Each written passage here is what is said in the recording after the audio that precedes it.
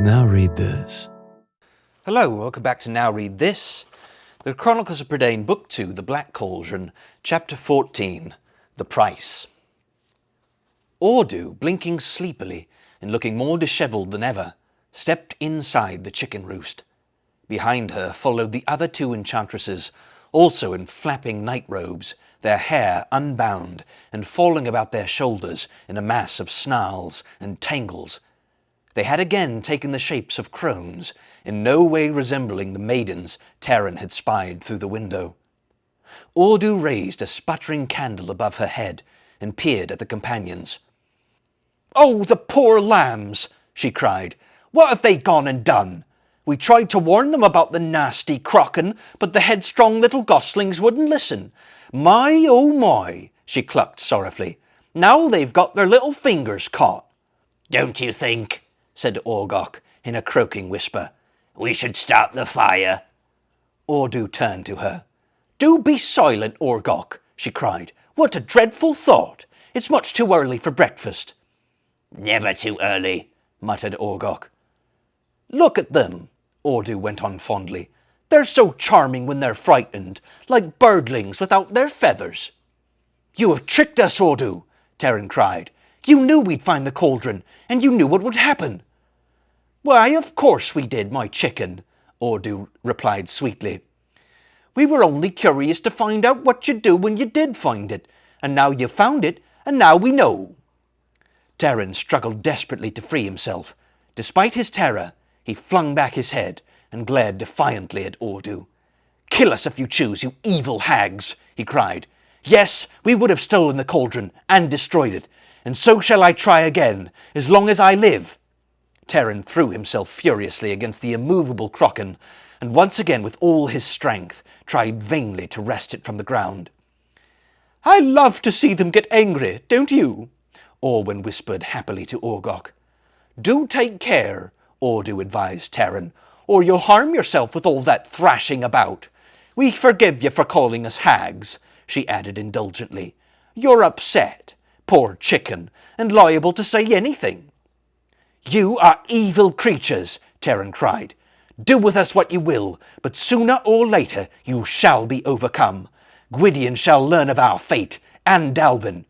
"Yes, yes," shouted Gurgi. "They will find you, oh yes, with great fightings and smitings." "My dear pullets," replied Audu, "you still don't understand, do you? Evil? Why, bless your little thumping hearts, we aren't evil." "I should hardly call this good," muttered the bard. "Not at least from a personal point of view." "Of course not," agreed Audu. "We're neither good nor evil. We're simply interested in things as they are, and things as they are at the moment seem to be that you're caught by the crocken." "And you don't care," cried Eilonwy. "That's worse than being evil." "Certainly we care, my dear," Orwen said soothingly. "It's that we don't care in quite the same way you do. Or rather, care isn't really a feeling we can have." "Come now," said Audu. "Don't trouble your thoughts with such matters. We've been talking and talking, and we have some pleasant news for you. Bring the crocken outdoors. It's so stuffy and eggy in here, and we shall tell you. Go ahead," she added. "You can lift it now." Taran cast Audu a distrustful glance, but ventured to put his weight against the cauldron. It moved, and he discovered, too, his hands were free. With much labour, the companions managed to raise the heavy crocken and carry it from the chicken roost. Outside, the sun had already risen. As the companions set the cauldron on the ground and quickly drew away, the rays of dawn turned the black cauldron as red as blood. "Yes, now as I was saying," Audu continued, while Taran and his companions rubbed their aching arms and hands, "we've talked it over and we agree, even Orgok agrees, that you shall have the crocken if you truly want it." "You'll let us take it?" cried Taran. "After all you've done?" "Quite so," replied Audu. "The crocken is useless, except for making cauldron born. Aran has spoiled it for anything else, as you might imagine. It's sad as it should be, but that's the way things are. Now I assure you, Cauldron-born are the last creatures in the world we should want around here.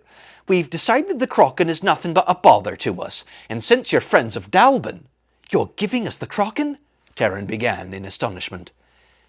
"Delighted to oblige you, ladies," said the bard. "Gently, gently, my ducklings," Ordu interrupted. "Give you the Kraken? Oh, goodness no, we never give anything. Only what is worth earning is worth having, but we shall allow you the opportunity to buy it." "We have no treasures to bargain with," Terran said in dismay. "Alas that we do not." "We couldn't expect you to pay as much as Aran did," replied Ordu, "but we're sure you can find something in offer to exchange. Oh, shall we say, the north wind in a bag?" "The north wind?" Terran exclaimed. "Impossible! How could you ever dream?" "Very well," said Ordu. "We shan't be difficult. The south wind, then. It's much gentler." "You make sport of us," Terran cried angrily. "The price you ask is beyond what any of us can pay." Ordu hesitated. "Possibly you're right," she admitted. "Well, then something a little more personal." "I have it," she said, beaming at Terran. Give us the nicest summer day you can remember. You can't say that's hard, since it belongs to you." "Yes," Orwin said eagerly. "A lovely summer afternoon full of sunlight and sleepy scents." "There's nothing so sweet," murmured Orgok, sucking a tooth, "as tender young lambs' summer afternoons." "How can I give you that?" protested Terran. "Or any other day, when they're inside of me somewhere. You can't get them out, I mean—" "We could try," Orgok muttered. Ordu sighed patiently. "Very well, my goslings. We've made our suggestions and we're willing to listen to yours. But mind you, if it's to be a fair exchange, it must be something you prize as much as the Kraken." "I prize my sword," Terran said. "It is a gift from Dalbin, and the first blade that is truly mine, and for the Kraken I would gladly part with it." He began quickly to unbuckle his belt, but Ordu waved an uninterested hand. "A sword?" she answered, shaking her head. "Goodness no, my duck. We already have so many, too many in fact, and some of them famous weapons of mighty warriors." "Then," said Terran with hesitation, "I offer you Luego. She is a noble animal." He paused, seeing Ordu's frown. "Or," he added reluctantly in a low voice, "there is my horse, Melenlas, a colt of Melengar, Prince Gwydion's own steed. None is faster or more sure-footed. I treasure Melenlas beyond all others." "Horses," said Ordu. "No, that won't do at all. Such a bother feeding them and caring for them. Besides, with Orgok it's difficult to keep pets about." Terran was silent for a moment. His face paled as he thought of Dane's brooch, and his hand went protectively to it. "All that remains to me," he began slowly. "No, no!" Gurgi cried, thrusting his hand toward the enchantress and brandishing his wallet. "Take Gurgi's own great treasure. Take bag of crunchings and munchings." "Not food," said Ordu. "That won't do either.